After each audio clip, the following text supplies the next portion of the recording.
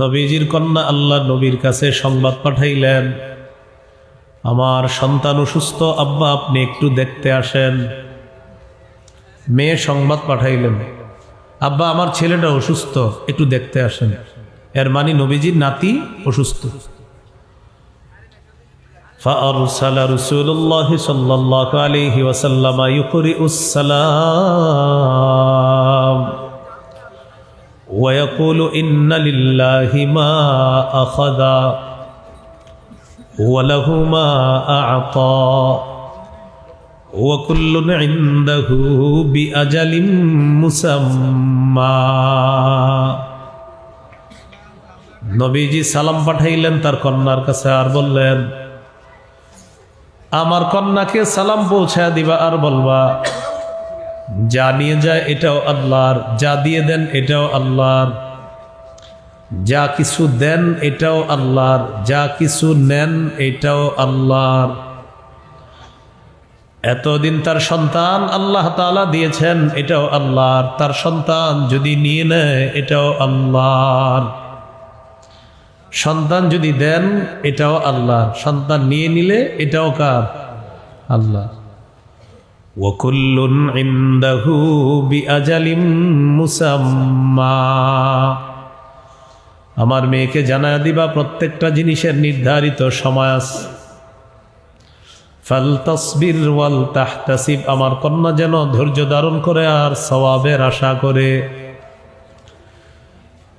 এতদিন যেই সন্তান তার কাছে ছিল এটাও আল্লাহর, সন্তানটা যদি নিয়ে যায় এটাও আল্লাহর।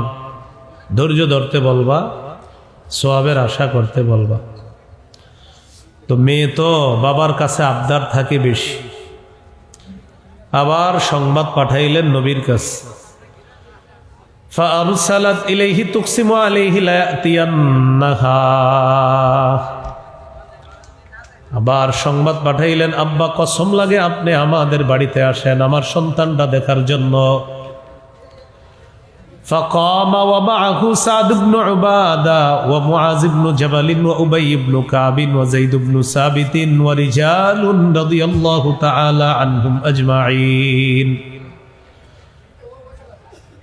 নবীজি তার কন্যার কাছে রওনা করলেন। রওনা করার পর তার কন্যার কাছে যখন আল্লাহ নবী রওনা করলেন, 4 জন সাহাবী আরো কয়েকজন সাহাবী রওনা করলেন।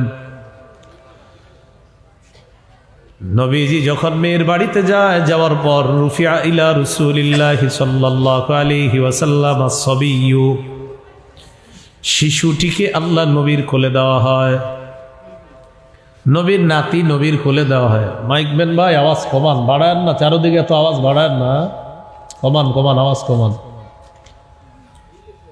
আওয়াজ বাড়ায় না, আওয়াজ কমান কমান, আওয়াজ আরো কমান, আওয়াজ আরো কমান।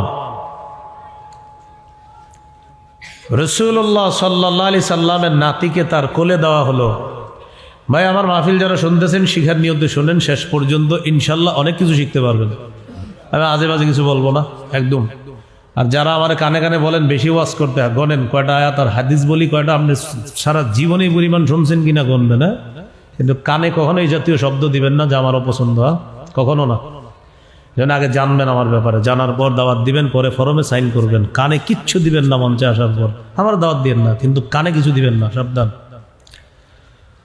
তো রাসূলুল্লাহ সাল্লাল্লাহু আলাইহি সাল্লাম 4 জন সাহাবী আরো কয়েকজন সাহাবী নিয়ে তার কন্যার বাড়িতে গেলেন। যাওয়ার পর নাতিকে নবীর কাছে দেওয়া হয়। নাতিকে নবীর কোলে দেওয়ার পর ওয়ানাফসুহু তাতাকাকা, নবীজি নাতিকে দেখার পর দেখে তার নাতি কাঁপতেছে, প্রাণটা বের হবে হবে অবস্থা। ফাফাদাত আইনা, আল্লাহ নবী নাতির এই অবস্থা দেখে তার চোখ দিয়ে পানি পড়া শুরু হয়ে যায়, চোখ দিয়ে পানি পড়ে।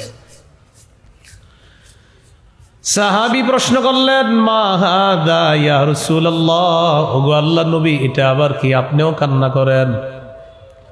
নবীজি জবাব দিলেন, ইন্না হাদিহি রাহমাতুন জাআলাহাল্লাহু ফি কুলুবি ইবাদি, এটা হলো দয়া, এটা হলো মায়া। আল্লাহ তাআলা তার বান্দাদের অন্তরে এই মায়া আল্লাহ ঢেলে দেয়।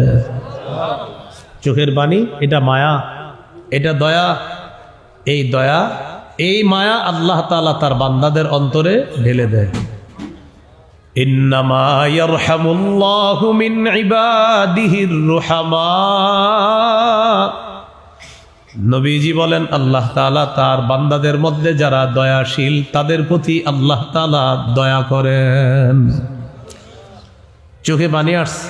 তাহলে এখান থেকে একটা জিনিস শিখলাম, কারো অবস্থা খারাপ দেখে, কারো মৃত্যু হলে যদি চোখে পানি আসে, এটা মায়া, এটা দয়া, এটা মায়ার কান্না। এই মায়া আল্লাহ তার বান্দার অন্তরে ঢেলে দেয়।